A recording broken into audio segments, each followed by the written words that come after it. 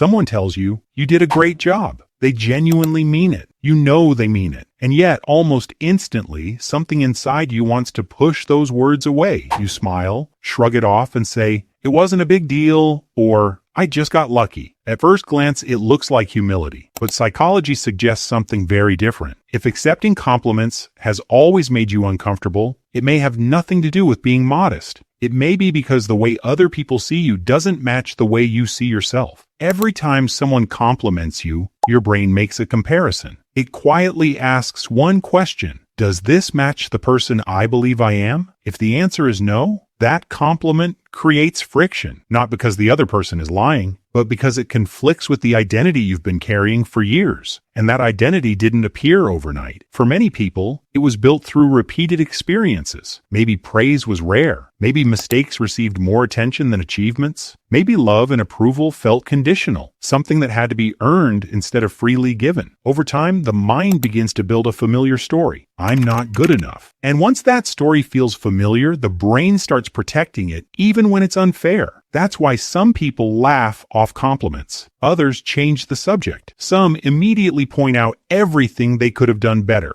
They're not rejecting the compliment. They're protecting the version of themselves that feels safe and familiar. And here's where it gets interesting. Most people think this is simply low confidence. But the real reason goes much deeper. It's not really about confidence. It's about identity. When you've spent years defining yourself by your flaws, praise doesn't feel comforting. It feels unfamiliar. Your brain naturally trusts old beliefs more than new information, even when those beliefs are painfully inaccurate. That's also why these people often notice everyone else's strengths while overlooking their own. They remember every mistake they made but quickly forget their successes. Their inner critic speaks louder than anyone else's voice ever could. This isn't weakness. It's a psychological protection pattern. At some point in life, focusing on flaws may have helped them avoid criticism, disappointment, or rejection. The brain simply learned that being self-critical felt safer than believing they were enough. So when someone says, "You're talented," or "I'm proud of you," the discomfort isn't proof that the compliment is false. It's proof that it doesn't fit the identity their mind has been protecting. Once you understand this pattern, something quietly changes. You begin to realize that the uncomfortable feeling isn't reality. It's simply an old story trying to defend itself. Because in the end, it was never really about the compliment. It was about the invisible image you learned to carry about yourself. And once you see that pattern, you can never quite unsee it. If this explains something you felt but could never put into words, there's always more to discover about the hidden patterns